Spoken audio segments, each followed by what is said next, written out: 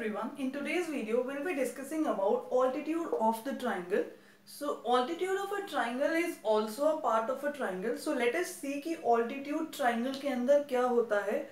Altitude एक perpendicular line होती है. वर्ड परपेंडिकुलर को हम शॉर्ट में ऐसे लिख सकते हैं, परपेंडिकुलर लाइन जो कि कनेक्ट करती है, दैट कनेक्ट्स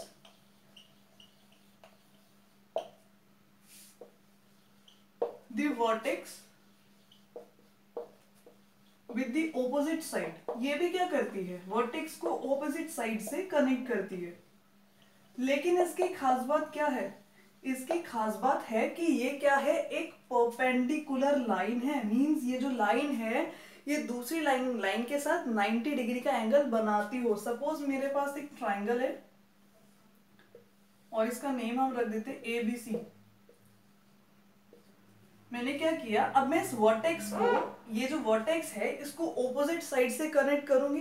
लेकिन ऑपोजिट साइड से जब मैं इसको कनेक्ट करूंगी तो ये जो लाइन है ये इस लाइन के ऊपर बिल्कुल सीधी होनी चाहिए. क्यों सीधी इसलिए होनी चाहिए, because they are talking about perpendicular line, जो कि ये दोनों लाइंस आपस में मिलकर कौन सा एंगल बनाती हो, 90 डिग्री का एंगल बनाती हो. This means 90 degree angle. So ये जो लाइन है इस लाइन के ऊपर जो बनी है, मीन्स ये जो ए वर्टेक्स है ये जो ऑपोजिट साइड BC से कनेक्ट हुआ है तो ये 90 डिग्री का एंगल बना रही हो लाइन BC के साथ. कहने का मतलब है जो AD है वो परपेंडिकुलर है BC के साथ. यहाँ पे क्या ये परपेंडिकुलर है, ये दोनों लाइन इक्वल नहीं है, ये मिड पॉइंट की बात नहीं हो रही है. यहाँ पे क्या ये दोनों लाइंस एक दूसरे के ऊपर परपेंडिकुलर है, तो हम कह सकते हैं एंगल ADC, ये जो ADC है ये कितना हो गया, 90 डिग्री हो गया. और ADB भी कितना हो गया, ये भी 90 डिग्री हो गया, क्योंकि ये दोनों मिला के स्ट्रेट लाइन है, लीनियर पेयर है तो 180 होती है, ये 90 है तो ये भी 90 हो गया. तो इट मींस ADC जो है वो ADB के इक्वल हो गया. इससे ये क्लियर हुआ, इससे ये कंक्लूजन निकल के आ रहा है. अगर कोई ट्राइंगल इस टाइप का है तो हम क्या करेंगे, इसका नाम ABC है. तो ऑल्टीट्यूड यहाँ तो आएगा नहीं. ऑल्टीट्यूड तो क्या होती है, एक बिल्कुल परपेंडिकुलर लाइन होती है. मींस ये लाइन इस लाइन के ऊपर क्या होनी चाहिए, बिल्कुल परपेंडिकुलर होनी चाहिए, मींस सीधी होनी चाहिए, 90 डिग्री का एंगल बनाती हो. तो यहाँ पे जो AD है वो क्या है, AD जो दोनों फिगर में है वो क्या है, AD is the altitude. AD altitude है.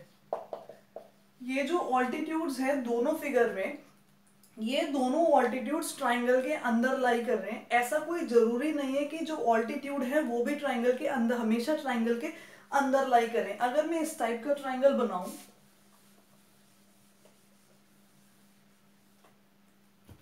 सपोज मेरे पास कोई इस टाइप का ट्राइंगल है ABC, तो अगर मैं इस वर्टेक्स से बिल्कुल सीधी लाइन ड्रॉ करूं जो कि इस लाइन के ऊपर परपेंडिकुलर हो, तो मैं क्या करूंगी, इससे तो सीधी लाइन ऐसे ही ड्रॉ होगी ना, और इस लाइन के ऊपर परपेंडिकुलर कैसे होगी, इस तरीके से होगी. तो ये जो AD है यहाँ पे, AD भी यहाँ पे भी तो ऑल्टीट्यूड है. मैं हाँ तो इस तरीके से कोई 90 डिग्री की लाइन ड्रॉ नहीं कर सकती थी.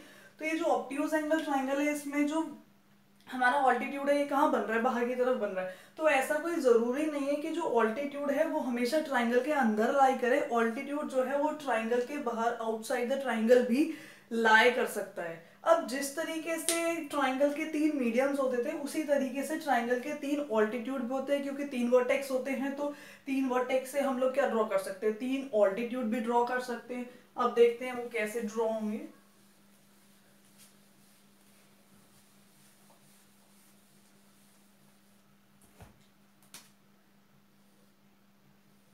सपोज एक ट्राइंगल है ABC,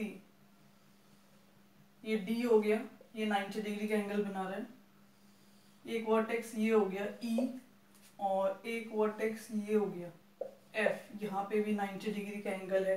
तो ये क्या हो गए, हमारे ट्राइंगल के 3 ऑल्टीट्यूड हो गए. एक ऑल्टीट्यूड AD है जो कि BC साइड के ऊपर है. एक ऑल्टीट्यूड मेरा BE है, जो BE है वो AC के ऊपर परपेंडिकुलर है. और एक ऑल्टीट्यूड है मेरा CF है, जो CF है वो AB के ऊपर परपेंडिकुलर है. हम इसको ऐसे भी लिख सकते हैं, AD परपेंडिकुलर टू BC, और जो BE है वो AC के ऊपर परपेंडिकुलर है. और जो थर्ड वाला है CF या FC, हम कुछ भी लिख सकते हैं, वो हमारा AB के ऊपर परपेंडिकुलर है. और ऐसा पॉइंट जहां पे ट्राइंगल के तीनों ऑल्टीट्यूड्स इंटरसेक्ट करते हो, ऐसा पॉइंट जहां पे तीनों ऑल्टीट्यूड्स आपस में इंटरसेक्ट कर रहे हो, उस पॉइंट को हम बोलते हैं ortho centre, ortho centre of the triangle.